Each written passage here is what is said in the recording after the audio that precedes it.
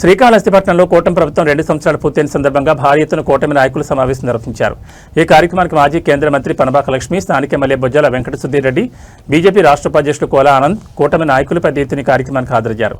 MLA Bojjala Sudheer Reddy మాట్లాడుతూ 2 సంవత్సరాల పాలనలో 2024లో తెలుగుదేశం పార్టీ అధినేత ముఖ్యమంత్రి చంద్రబాబు నాయుడు సూపర్ 6 పథకాలను ప్రవేశపెట్టారు. అధికారం వచ్చిన తర్వాత ఉచిత బస్సు, రైతు భరోసా, జాబు మేళా కార్యక్రమాలు కూటమి ప్రభుత్వంలోనే అమల్లోకి తీసుకొచ్చామని అన్నారు. మాజీ మంత్రి గోపాలకృష్ణారెడ్డి 30 సంవత్సరాల పాలనలో ఎన్నో అభివృద్ధి కార్యక్రమాలు, ప్రభుత్వ ఆసుపత్రుల్లో అప్పట్లో 100 పడకల ఆసుపత్రిని తీసుకొచ్చామన్నారు. కార్యకర్తలే మా బలమని కొనియాడారు. గత ప్రభుత్వం వైసీపీ ప్రభుత్వం ఎన్నో అరాచకాలు సృష్టించి మా నాయకుల మీద, కార్యకర్తల మీద కేసులు పెట్టి చాలా ఇబ్బంది పెట్టారు. ముఖ్యమంత్రి చంద్రబాబు నాయుడు అడుగుజాడల్లో నడుద్దాం, ఎన్నో సంక్షేమ అభివృద్ధి కార్యక్రమాలు తీసుకొస్తామని అన్నారు.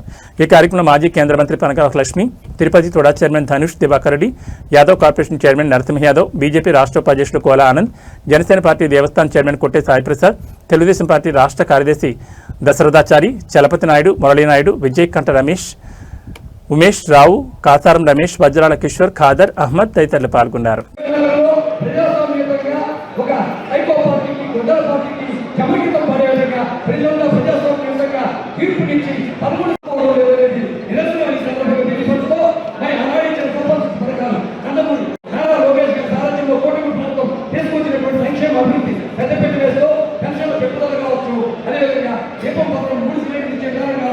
రైతులకు అన్నదాత ముఖ్యంగా సుమారు 47 లక్షల మంది రైతులు కావాల్సిన విషయాన్ని తెలియపరుస్తూ అభివృద్ధి సంక్షేమానికి పెద్దపీట వేసి నిరంతరం కూడా ప్రజల కోసం తన ఆఫీసు 75 సంవత్సరాల 16వ తారీఖున 2019 అన్న క్యాంటీన్ నుంచి కష్టపడ్డటువంటి కార్యకర్తలు ఉన్నారు. అదేవిధంగా పంచాయతీ ఎన్నికల్లో స్థానిక సంస్థల్లో ఏదైనా శక్తిలోకి కూడారు వారంతా ఉన్నారు. మరి వేదిక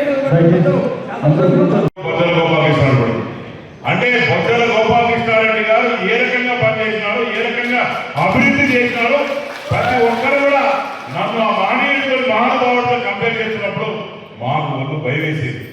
లోకేష్ గారు కూడా చెప్తున్నాడు, అరే ఎంతసేపు చంద్రబాబు నాయుడు గారి కొడుకని చూస్తున్నారు, కానీ చంద్రబాబు నాయుడు కొడుకని చూస్తున్నారు.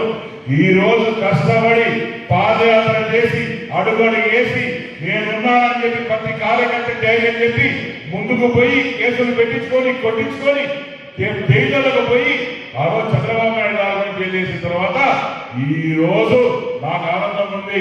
కొన్ని చోట్ల పోయినప్పుడు నారా లోకేష్ గారు వారి తండ్రి చంద్రబాబు నాయుడు గారు కొన్ని చోట్ల విన్నాను. అది ఈ రోజు చంద్రబాబు యువతులు నారా లోకేష్ అన్న సాధించిన అభివృద్ధి.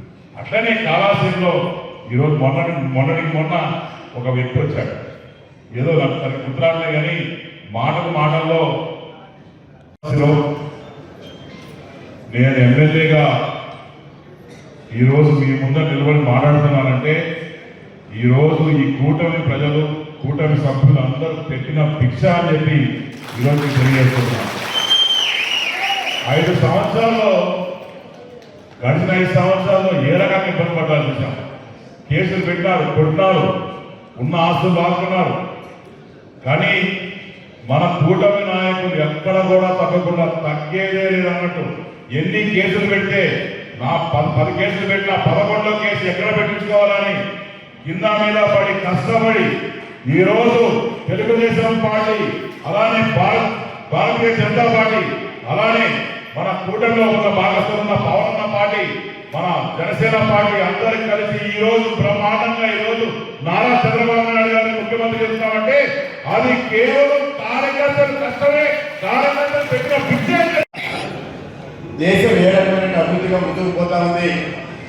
2024లో మరి Telugu Desam party, Janasena party, BJP party కూటమితో మరి ఏర్పడినటువంటి ఈ ప్రభుత్వం ఈరోజు ఒక అద్భుతమైన ప్రభుత్వంగా 2 సంవత్సరాలు ఘనవిజయంగా పూర్తి చేసుకొని ఈరోజు ఒక రాష్ట్ర స్థాయిలో జరిగే సమావేశం కాదు, జిల్లా స్థాయి సమావేశం కాదు, నియోజకవర్గ స్థాయిలో కూడా మరి 3 పార్టీల కలయికతో రేపు రానున్నటువంటి రోజులకి మరి ఎన్నికలకి స్థానిక సంస్థలకు సమాయత్తమైనట్టుగా మనం భావించి ప్రతి ఒక్కరూ కూడా ఇప్పుడున్నటువంటి 3 పార్టీ నాయకులు కూడా అందరూ మనం ఒకటే. ఏదైతే ఈ రాష్ట్రానికి అభివృద్ధి పరంగా కేంద్రం మనకి ఎన్డీఏ ప్రభుత్వం మనకి ఏ రకమైన సహాయ సహకారాలు అందిస్తుంది మీ అందరికీ తెలుసు. ఎత్తిపోయినటువంటి అమరావతి ఈరోజు మీరు అమరావతి చూస్తే తెలుస్తుంది ఎన్ని లక్షల కోట్ల వరకు జరుగుతున్నాయి. అమరావతి రాష్ట్రం ఏ రకమైన అభివృద్ధి జరుగుతుంది, అమరావతి ఏ రకమైన నగరం అభివృద్ధి చెందా ఉంది అన్నట్టు ప్రతి ఒక్కరు చూడాలి.